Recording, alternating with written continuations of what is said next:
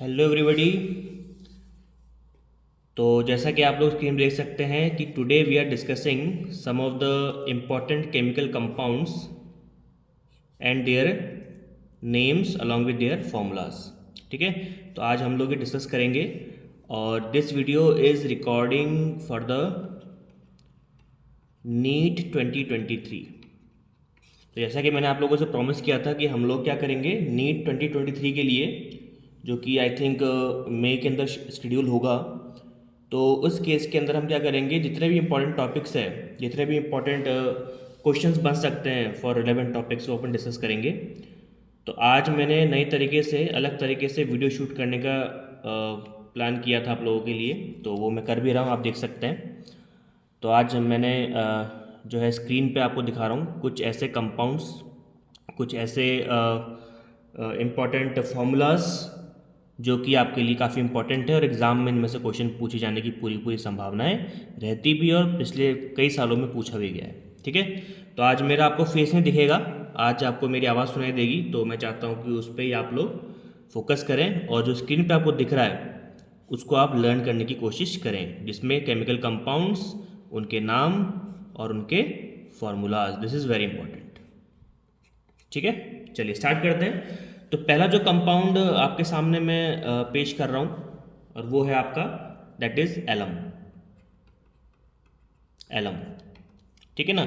Alum को हम लोग क्या बोलते हैं, हम लोग फिटकरी भी बोलते हैं। जैसे हिंदी में अगर मैं लिखूँ इसको, अब कमेंट मत करने लगना कि सर इंग्लिश मीडियम की क्लास में आपने हिंदी क्यों लिख दी। ठीक है ना, तो इसको फिटकरी बोलते हैं आम बोलचाल की भाषा में, इसलिए मैं फिटकरी यहाँ पे लिख रहा हूँ।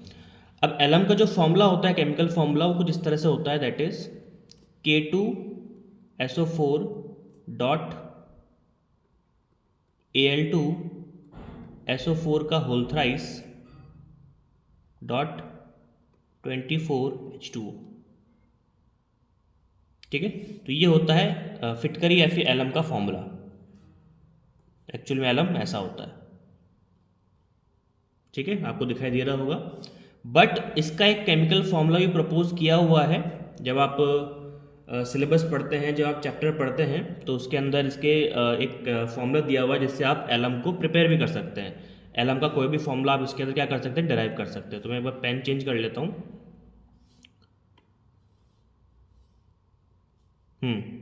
तो देखिए, तो जो फॉर्मूला प्रपोज किया हुआ है वो है कुछ इस तरह से, that is M2M-2SO4 dot M-2SO4 का होल थ्राइस 24H2O। ठीक है ना, तो ये फॉर्मूला प्रपोज किया हुआ है किसके द्वारा, जो भी IUPAC जो संस्था है हमारी, उनके द्वारा प्रपोज किया हुआ है। अब इसके अंदर M2 क्या है ना, M-2 क्या है, M-2 क्या है, ये अपन को देखना है और ये अपन को सीखना है। तो पहले यहाँ पे मैं बात कर रहा हूँ M-2 की। ठीक है, तो M-2 यहाँ पे क्या होंगे आपके, मोनोवैलेंट, मोनोवैलेंट स्पीशीज। जितने भी आपके मोनोवैलेंट स्पीशीज हैं उन सबको इसी कैटेगरी में रखा हुआ है, जैसे कि बताइए, Na+ हो गया, K+ हो गया, है ना। इसके अलावा जैसे NH4+ हो गया। ठीक है, इन सबको M-2 के अंदर रखा हुआ है, यानी कि सारे के सारे मोनोवैलेंट स्पीशीज, यानी जिनकी वैलेंसी एक होती है, जिनके ऊपर +1 चार्ज होता है। तो उम्मीद करता हूँ आपको समझ में आ रहा होगा। बहुत ही मैं स्लोली चल रहा हूँ और जो भी इंपॉर्टेंट टॉपिक्स है वही डिस्कस कर रहा हूँ, मतलब जो इंपॉर्टेंट जो फॉर्मूलाज है कि वही डिस्कस कर रहा हूँ। तो आपको ना बिल्कुल मतलब कंप्लीटली फोकस करके रखना है। और आप देख सकते हैं कि मैं रात के 1 बज रहे हैं तब मैं आपको वीडियो बना रहा हूँ। ठीक है, तो जिस तरह से मैं यहाँ पे मेहनत कर रहा हूँ, आपको भी मेहनत करनी है और इस बार का नीट जो है आपको क्रैक करना है। ठीक है ना। तो और बाकी जो जो भी जैसे मैं इस तरह की क्लासेस के अंदर ऐसे ही आपको वीडियोस दे पाऊंगा। अगर रेगुलर क्लासेस करनी होती है तो उसके लिए अलग से डेडिकेटेड क्लासेस होती है मेरी ऑफलाइन, और ऑफलाइन ही होती है, ऑनलाइन जो है नहीं हो पाती है मेरे से। तो ऑफलाइन में ऑनलाइन में आपको केवल इस तरह से रिकॉर्डेड लेक्चर्स दे सकता हूँ जो कि इंपॉर्टेंट टॉपिक्स है। रेगुलर क्लास के लिए फिर आपको मुझसे कॉन्टैक्ट करना पड़ेगा। तो अगर आप कॉन्टैक्ट करते हैं तो फिर हम रेगुलर क्लास के बारे में डिस्कशन कर सकते हैं। ठीक है। बाकी अभी आप इसको एंजॉय कीजिए, ये भी कम नहीं है, बहुत प्रोडक्टिव रहने वाला आपके लिए। चलिए आगे बढ़ते हैं।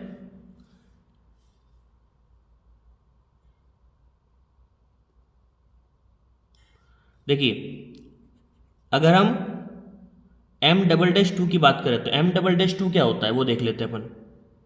तो M"2 की अगर बात करें तो इसके अंदर सारे क्या होंगे आपके ट्राइवेलेंट।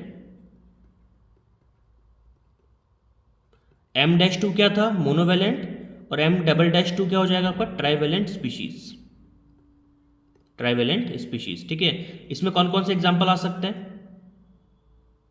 बताइए। इसमें आपके एग्जाम्पल आ सकते हैं, एक तो आ सकता है इसके अंदर आपका एल्यूमिनियम Al+3, एक आपका आ सकता है इसके अंदर आपका Cr+3, एक आ सकता है आपका Fe+3, है ना। तो ये सारे आपके कैसे हैं ट्राइवेलेंट, जिनकी वैलेंसी 3 होती है, जिनके ऊपर +3 चार्ज होता है। ऑब्वियसली बात है कैटायन होने चाहिए सारे के सारे, क्योंकि M का मतलब यहाँ पे क्या होता है मेटल, है ना। अगर यहाँ पे मैंने M लिखा हुआ है तो M का मतलब क्या होता है जी मेटल। इस बात का आपको विशेष ध्यान रखना है। तो एक तो ऐसा मेटल है जिसके ऊपर पॉजिटिव चार्ज है, और दूसरा मेटल कौन सा है जिसके ऊपर +3 चार्ज है, एक में +1 और एक में +3। तो ये जो मैं आपको बता रहा था ये एलम की बात है। तो ये आपको एलम के बारे में सारी जानकारी आपको अच्छे से मालूम होनी चाहिए, ठीक है। फिर भी किसी तरह का अगर आपको डाउट रहता है तो आप मुझे कमेंट करके पूछ सकते हैं, या फिर मुझसे आप पर्सनली कांटेक्ट भी कर सकते हैं। मेरा जो कांटेक्ट डिटेल्स है मैंने डिस्क्रिप्शन में डाल रखा है, तो you can contact me there, ठीक है। तो उम्मीद करता हूँ कि एलम वाला आपको समझ में आ गया होगा, इसमें किस तरह की समस्या नहीं होगी। मेन जो फॉर्मूला है वो ये वाला है कॉमन फॉर्मूला, और जो यूनिवर्सल फॉर्मूला है जिससे आप किसी भी तरह का फॉर्मूला प्रिपेयर कर सकते हैं वो ये वाला है। तो इस बार कुछ भी किसी भी तरह का सवाल आपसे पूछ ले, आपको घबराना नहीं है और आपको तुरंत उसका आंसर कर देना है, ठीक है जी। चलिए आगे बढ़ते हैं। सेकंड जो आपके पास है अपन कह सकते हैं यहाँ पे, इसको मैं थोड़ा सा इधर ले आता हूँ पेज को, ठीक है। तो सेकंड जो हमारे पास कंपाउंड है उसका जो नाम है that is aspirin. Aspirin organic chemistry के अंदर आता है। अगर मैं आपको चैप्टर बताऊं तो फिनॉल वाला जो चैप्टर है सेकंड बुक का, एल्कोहल फिनॉल वाला जो चैप्टर है वो आपके लिए बहुत इंपॉर्टेंट है, और उसको आप बहुत अच्छे से तैयार कीजिएगा, बिकॉज इसमें से बहुत सारे क्वेश्चन पूछे जाते हैं जो आपके लिए बहुत ज़रूरी है। तो एस्पिरिन की अगर बात करें तो एस्पिरिन का पहले तो आपको क्या बोलते हैं स्ट्रक्चर मालूम होना चाहिए। तो स्ट्रक्चर की अगर बात की जाए तो इसका स्ट्रक्चर दिखने में कुछ इस तरह से होता है, मैं ड्रॉ कर देता हूँ।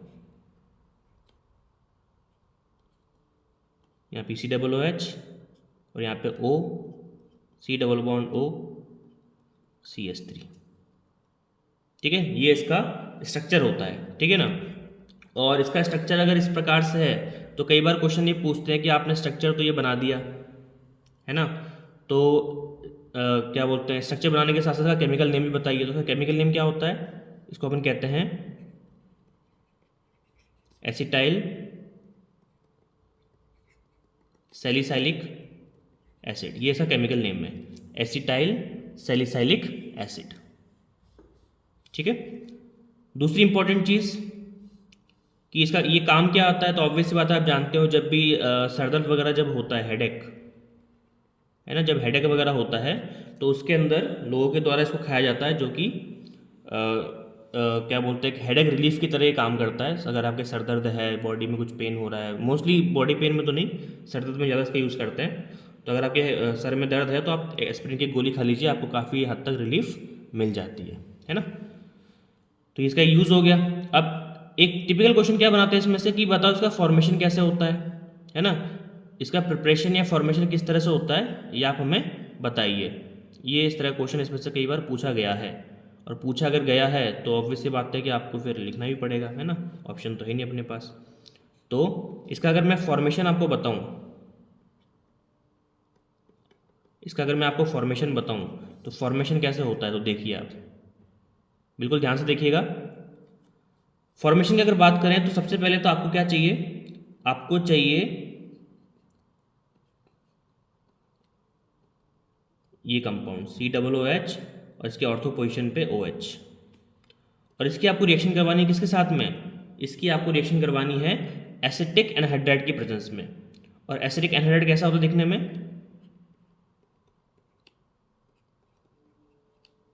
ये होता है जी आपका एसिटिक एनहाइड्राइड। ठीक है ना। तो टॉपिक के साथ साथ मैं चैप्टर भी रिवाइज करवाता जा रहा हूँ, तो बिल्कुल ध्यान से सुनिएगा, इसमें स्किप नहीं करना है इसको, वरना फिर पूरा स्किप हो जाएगा। ठीक है, तो ये होता है आपका acetic anhydride. This is your acetic anhydride. ठीक है, this is your salicylic acid, salicylic acid, this is your salicylic acid. ठीक है, तो जब आपने एक बार ये सब कर लिया, आपको स्ट्रक्चर जब अगर मालूम पड़ गया, तो उसके बाद मेन काम होता है यही करने का कि बना कैसे। तो आपको पता है कि ऑक्सीजन के ऊपर होता है डेल्टा नेगेटिव, H पे होता है डेल्टा पॉजिटिव, ऑक्सीजन यहाँ पे डेल्टा नेगेटिव और दोनों कार्बन कैसे हो गए डेल्टा पॉजिटिव। ठीक है, तो ये हाइड्रोजन किसके पास जाएगा, ये हाइड्रोजन जो है इस ऑक्सीजन के साथ बॉन्ड तोड़ के, मतलब बॉन्ड बना लेगा ऐसे, और क्या बाहर निकल जाएगा, देखो ध्यान से, that is CH3 C double bond O और ये H, ये आपका एसिटिक एसिड बाहर निकल गया। और क्या मिला, ये पूरा का पूरा कंपाउंड जो है ये वाला, देखो ध्यान से, ये कंपाउंड ये किससे जुड़ जाएगा, ये जुड़ जाएगा आपका इस ऑक्सीजन के साथ में, और आपको क्या मिलेगा, आपको मिलेगा acetic acid, sorry aspirin, not acetic acid, aspirin. O के साथ क्या जुड़ गया, C double bond O CH3, ये बन गया जी आपका एस्पिरिन। ठीक है, तो ये बहुत इंपॉर्टेंट रिएक्शन है, एग्जाम में कई बार इस पर से क्वेश्चन पूछा गया है, प्रीवियस ईयर्स में भी अगर आप देखेंगे तो आपको मिलेगा ये ज़रूर।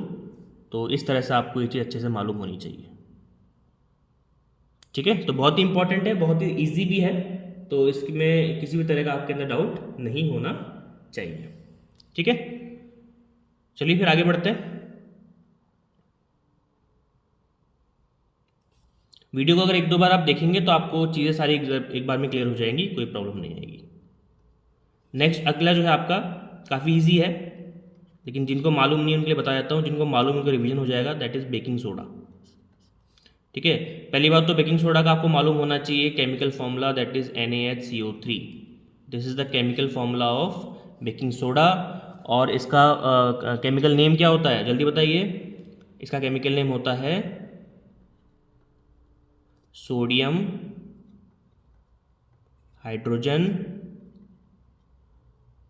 कार्बोनेट। कई लोग उसको सोडियम बाइकार्बोनेट भी बोलते हैं, बट कोई प्रॉब्लम नहीं है, सोडियम हाइड्रोजन कार्बोनेट बोलो, सोडियम बाइकार्बोनेट बोलो, बात एक ही है, किसी भी तरह की परेशानी नहीं है इसके अंदर, आपकी जो मर्जी हो आप बोल सकते हैं, और जैसा भी हो आप उसको उस तरह से याद रख सकते हैं। ठीक है, अभी इम्पॉर्टेंट क्यों है, इसका बेकिंग इंडस्ट्री में बहुत यूज़ है, तो अपन क्या लिख सकते हैं, यूज्ड इन बेकिंग इंडस्ट्री। और बेकिंग इंडस्ट्री में होता क्या है, बेकिंग इंडस्ट्री के अंदर ब्रेड बनती है, ठीक है ना, पेस्ट्रीज बनती है, केक्स बनते हैं।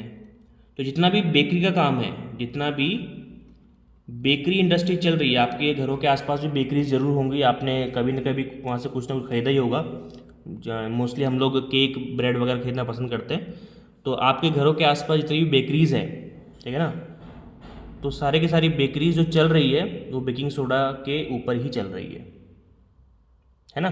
तो ये इसका मेजर यूज़ है, हालांकि एक केमिकल के बहुत सारे यूज़ होते हैं, लेकिन मैं आपको मेजॉरिटी में जो यूज़ होता है वो बता रहा हूँ। हालांकि इसका पेपर इंडस्ट्री में भी यूज़ होता है, ग्लास इंडस्ट्री में यूज़ होता है ना, फायर एक्सटिंग्विशर में भी इसका यूज़ किया जाता है, बट वो आप नहीं याद रखें तो चलेगा, लेकिन आपको जो मैंने अभी बताया वो सारी जानकारी आपको मालूम होनी चाहिए। ठीक है, तो आगे बढ़ते हैं नेक्स्ट टॉपिक की तरफ। अगला टॉपिक क्या है, अगला टॉपिक काफ़ी इंपॉर्टेंट है और काफ़ी कई सारे स्टूडेंट को नहीं पता होगा, आई एम श्योर। और वो टॉपिक इस प्रकार से है, उसको हम कहते हैं बेराइट वाटर। नहीं पता था ना आपको, जिनको नहीं पता था, जिनको पता था वो लिखिए, कमेंट कीजिएगा कि हमें पता था, है ना, ईमानदारी से। बेराइटा वाटर, बेराइटा वाटर, कई लोगों ने तो इसको पहली बार सुना होगा कि बेराइटा वाटर क्या चीज़ आ गई, है ना, बट यकीन मानिए काफ़ी इंपॉर्टेंट है ये। एक्चुअल में बेराइटा वाटर क्या होता है कि एक सॉल्यूशन है किसका, BaOH होल ट्वाइस का।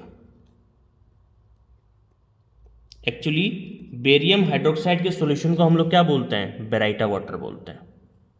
बेरियम हाइड्रोक्साइड के सॉल्यूशन को हम लोग क्या बोलते हैं, बेराइटा सॉल्यूशन बोलते हैं। और इसका कई बार यूज सेल्स में किया जाता है। सेल्स बोले तो जो होती है ना बैटरी, जो पावर सोर्स वगैरह होती है उसमें किया जाता है। न्यूक्लियर रिएक्टर्स में इसका यूज़ किया जाता है। कई बार जो आपके केमिकल रिएजेंट्स हैं उनके अंदर एज अ बेस भी किया जाता है, ठीक है ना। तो ये आपके लिए इंपॉर्टेंट है। इसका इसके अंदर एक एक्स फैक्टर है ना, ये बहुत लोगों को नहीं मालूम होता है, इसलिए मैंने आपको पढ़ाया है ये baryta water. It is very important, आपको मालूम होना चाहिए, ठीक है। तो उम्मीद कर रहा हूँ कि सेशन आपके लिए अच्छा जा रहा होगा, और जाना भी चाहिए, क्योंकि इतना बोरियत से मैं नहीं पढ़ा रहा हूँ, बहुत ही ईजी वे में मैं पढ़ा रहा हूँ, ठीक है ना। आगे बढ़ते हैं नेक्स्ट टर्म की तरफ। नेक्स्ट जो हमारा टर्म है उसको अलग पेन से लिखेंगे, हर टर्म के अलग पेन, और जहाँ इंपॉर्टेंट होगा अलग पेन लेंगे। पांचवा जो आपका टर्म है, फिफ्थ टर्म जो हम यहाँ पे लेंगे, that is black oxide. Black oxide, ठीक है। तो ब्लैक ऑक्साइड क्या होता है जी, ब्लैक ऑक्साइड एक कंपाउंड है,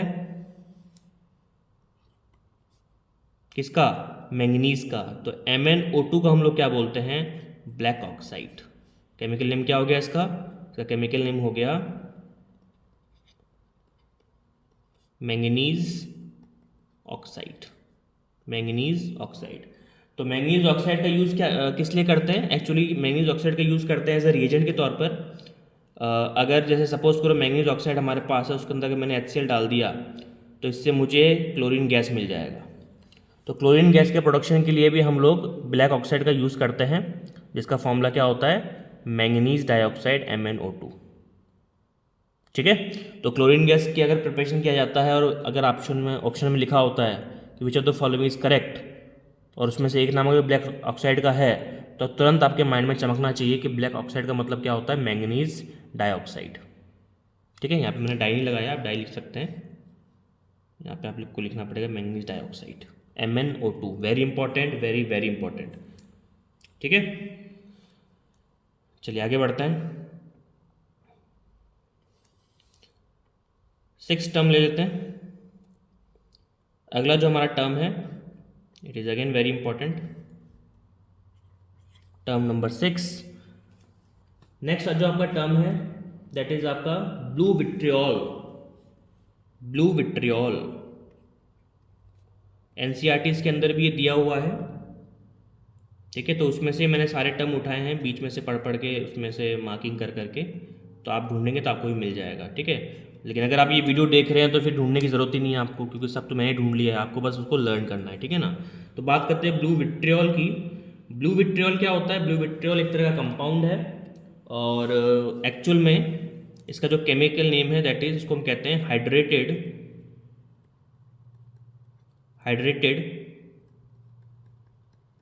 कॉपर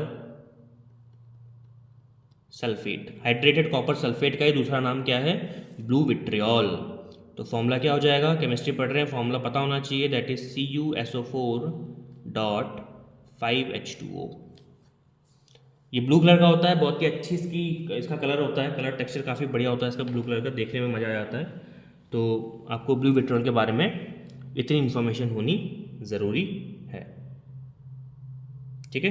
आप गूगल करेंगे ना ब्लू विट्रियोल, तो आपको बहुत अच्छा कलर, आपको कलर कंपाउंड आपको देखने को मिलेगा। तो अगर आपके पास समय है तो आप गूगल पे सर्च करके देख भी सकते हैं, ठीक है।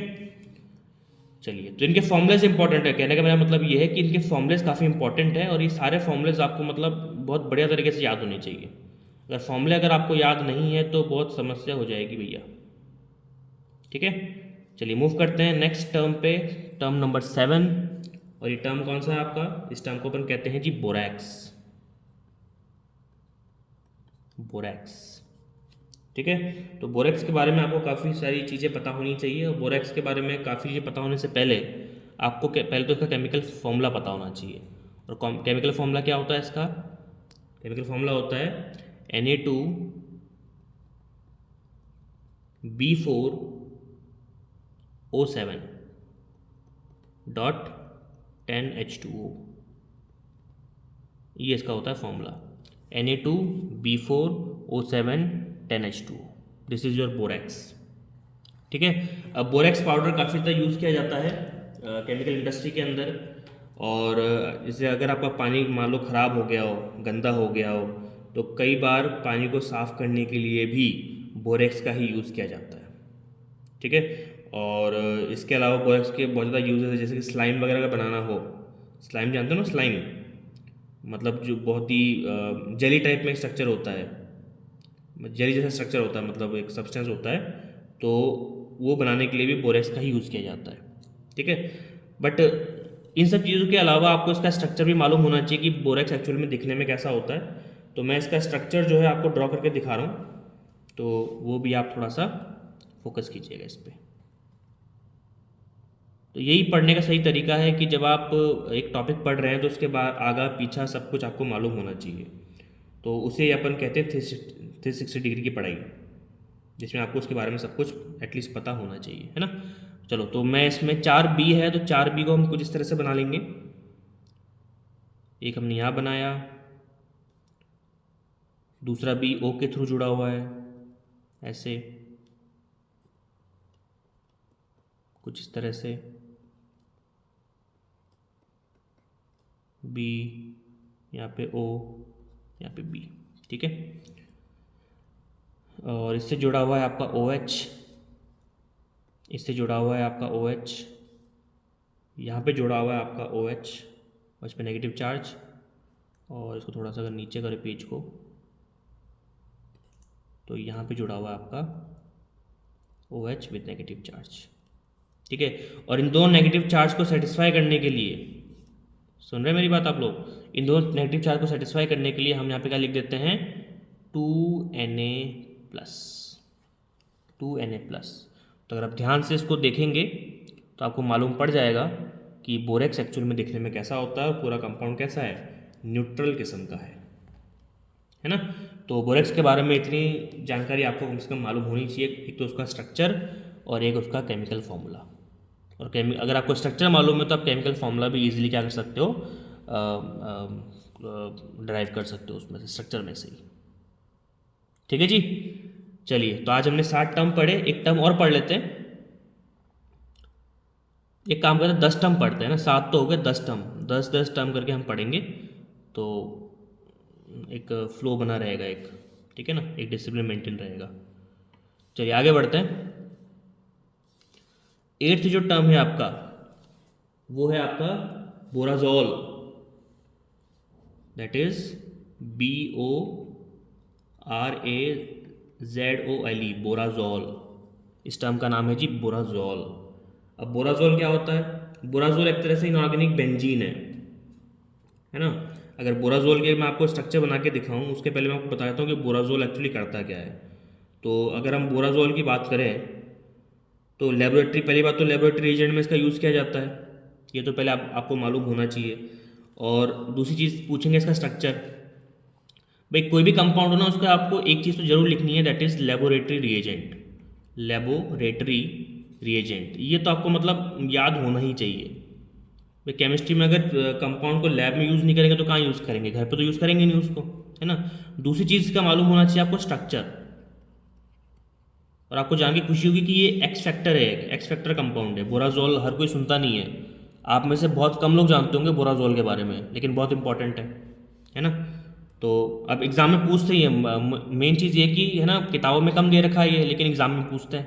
जैसे रेफरेंस बुक भी जब आप पढ़ते हो तो रेफरेंस बुक्स के अंदर भी बोराजोल के बारे में दिया हुआ नहीं होता, लेकिन एग्ज़ाम में पूछ लेते हैं। इसलिए मेरा पढ़ाने का मकसद ये है कि कोई भी टॉपिक आप छोड़े नहीं कम से कम। तो स्ट्रक्चर की अगर हम बात करें तो इसका स्ट्रक्चर कुछ इस तरह से होता है। फिर उससे अपन फॉर्मूला डिराइव करेंगे, देखिएगा। नाइट्रोजन के साथ हाइड्रोजन, ये नाइट्रोजन दोनों तरफ से जुड़ा हुआ है बोरोन के साथ में, और ये बोरोन जुड़ा हुआ है हाइड्रोजन के साथ में। ये बोरोन आगे जुड़ा हुआ है नाइट्रोजन के साथ में, ठीक है, नाइट्रोजन। और ये जुड़ा हुआ है किससे? हाइड्रोजन के साथ में।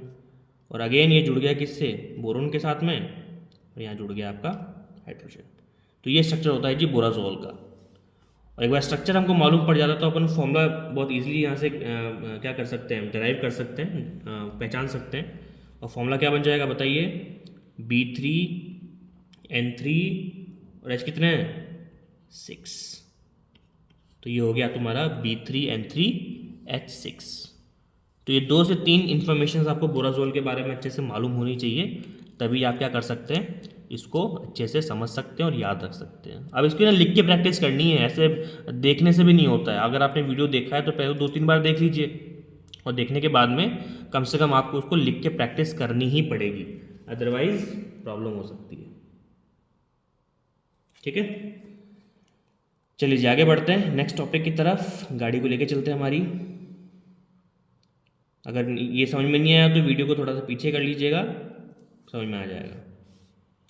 ठीक है, ओके। चलिए 9th टर्म देख लेते हैं। 9th टर्म क्या है हमारे पास में, 9th टर्म है जी हमारे पास में कैल्गन, CALGON। कैल्गन के बारे में क्लास 10th में ही पढ़ते हैं हम लोग। अगर आप किसी को याद हो तो मुझे कमेंट ज़रूर कीजिएगा, बाकी मैं बता दूंगा ही। खैर मैं भी कम थोड़ी हूँ, मैं आप लोगों से पूछता हूँ लेकिन फिर मैं बता देता हूँ। तो एक्चुअली कैल्गन अपन ने कैसे पढ़ा था क्लास 10th के अंदर, कैल्गन हमने पढ़ा था वाटर को प्यूरिफाई करने के लिए, है ना, और आपके उसमें भी है, आपके सिलेबस में भी है। तो कैल्गन एक्चुअली क्या होता है कि अगर आपको वाटर में से हार्डनेस को रिमूव करना है, हार्डनेस जानते हैं ना आप, हार्डनेस वाटर में, जैसे अगर पानी के अंदर गंदगी है तो अपन पानी को क्या बोलते हैं कि पानी में हार्डनेस आ गया है, तो इसका यूज़ करते हैं to remove the permanent hardness. ये बहुत इंपॉर्टेंट है, परमानेंट हार्डनेस को रिमूव करता है ये, permanent hardness, to remove permanent hardness from water. तो H2O में से अगर आपको परमानेंट हार्डनेस को रिमूव करना है तो कैल्गन इज द बेस्ट ऑप्शन। एक केमिकल कंपाउंड होता है कॉम्प्लेक्स सा, और इसका फॉर्मूला बहुत इंपॉर्टेंट है जी, formula is very very important. तो फॉर्मूला आपको इसके बारे जो है मालूम होना चाहिए। तो इसका फॉर्मूला क्या है मैं लिख देता हूँ, सब ध्यान से देखेंगे और इसकी लिख के प्रैक्टिस करेंगे। दैट इज़ Na2, फिर ब्रैकेट ओपन कीजिए, उसके बाद में लिखिए Na4, फिर आप लिखेंगे ब्रैकेट, छोटे ब्रैकेट के अंदर PO3 और उसका होल 6। ये होता है जी आपका Calgon, this is your Calgon, Na2 Na4 PO3 का होल 6। ठीक है, तो ये सारी चीज़ें आपको मालूम होनी चाहिए, और सबसे इम्पोर्टेंट तो ये है कि आपको मालूम होना चाहिए इसका यूज़ क्या करते हैं, तो उससे काफ़ी सारी चीज़ें आपके पता लग जाएंगी। अब इसका एक सिंपल फॉर्म भी है, जैसे सिंपल फॉर्म भी किताबों में दे रखा है, तो वो भी आप चाहें तो याद रख सकते हैं। और सिंपल फॉर्म क्या है, दैट इज़ Na6, मतलब सबको कंबाइन कर दो, Na6 P6 और O18, आप चाहें तो ये भी याद रख सकते हैं, है ना। तो कैसे भी करना है लेकिन याद रखना है, कुल मिला के बात यह है कि आपको इसको याद रखना है। ठीक है, अब इसका एक केमिकल नेम भी है तो वो भी याद रख लो। अब इतना खर्चा हो गया तो अपन इसका केमिकल नेम भी याद रख लेते हैं। तो कहने की मतलब ये कि काफ़ी इंपॉर्टेंट टॉपिक हो जाता है ये भी, इसमें भी एक्स फैक्टर है तो ये भी काफ़ी इंपॉर्टेंट टॉपिक हो जाता है, और अपन सारे इंपॉर्टेंट टॉपिक ही डिस्कस कर रहे हैं, मैं बार बार ये चीज़ आपको रिपीट कर रहा हूँ। ठीक है ना, तो इसका मतलब आपको विशेष ध्यान देना है जो भी मैं आपको पढ़ा रहा हूँ या जो भी हम लोग सीख रहे हैं। तो इसका जो केमिकल नेम है वो आपको मालूम होना चाहिए। केमिकल नेम क्या है इसका, दैट इज सोडियम, सोडियम 6 है ना, हाँ, तो sodium hexa Meta phosphate, sodium hexa Meta phosphate, very important, very very important. ठीक है, तो ये सारी चीज़ें आपको याद रखनी है। 9 टॉपिक हमारे हो चुके हैं, आगे बढ़ते हैं नेक्स्ट टॉपिक की तरफ। तो जब भी आप ये वीडियो देखें, पूरा वीडियो देखें और बार बार देखें, एक बार में कभी किसी को याद ना हो पाया ना हो पाएगा। और जब तक आप खुद याद नहीं करेंगे, अपनी बुद्धि नहीं लगाएंगे, हाथ में पेन लेके नहीं लिखेंगे, तो आपको चीज़ें याद नहीं हो पाएंगी। ठीक है, तो मोटिवेशन डाउन नहीं करना है, सिलेक्शन आपका होगा अगर आपने मेहनत ईमानदारी से करेंगे तो ज़रूर होगा।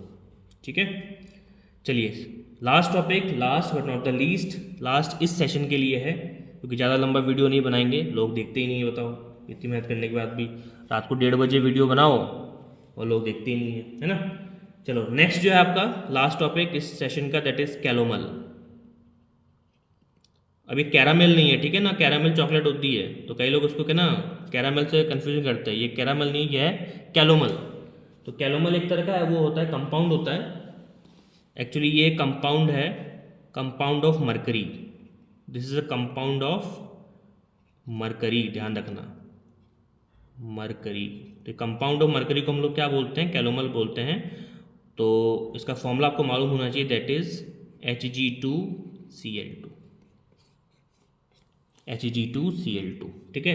अब कैलोमल का यूज़ कहाँ पर है, तो आपको मैं बता दूं, कैलोमल का यूज़ करते हैं as a reference electrode, reference electrode. याद कीजिए वो दिन जब आपने इलेक्ट्रोकेमिस्ट्री पढ़ी थी और उसके अंदर आपने स्टैंडर्ड हाइड्रोजन इलेक्ट्रोड के बारे में पढ़ा था, है ना, शी के बारे में। तो शी भी एक रेफरेंस इलेक्ट्रोड है और कैलोमल भी क्या होता है, कैलोमल के भी रेफरेंस इलेक्ट्रोड बनते हैं, ठीक है ना। और आपको मालूम होना चाहिए कि रेफरेंस इलेक्ट्रोड का यूज़ क्या करते हैं हम लोग, इसका हम लोग यूज़ करते हैं जो भी अननोन हाफ सेल होता है गैल्वेनिक सेल के अंदर, उसका इलेक्ट्रोड पोटेंशियल कैलकुलेट करने के लिए, ठीक है। तो आज हमने 10 टॉपिक डिस्कस किए हैं जो कि हमारे इम्पॉर्टेंट टॉपिक थे, इम्पॉर्टेंट कंपाउंड्स थे विद फॉर्मूला। तो इसको हम आगे भी जारी रखेंगे। तो आज के लिए इतना ही। उम्मीद करता हूँ कि आपको सेशन पसंद आया होगा। कमेंट करके बताइएगा क्या चीज़ आपको और चाहिए, क्या नहीं चाहिए, इसको सेशन को हम और कैसे अच्छा बेटर बना सकते हैं। तो इसी के साथ आज की सेशन को हम यहीं पे एंड करते हैं। Thank you so much everybody, have a good day and keep revising, keep reading and keep motivating yourself. Okay, bye bye.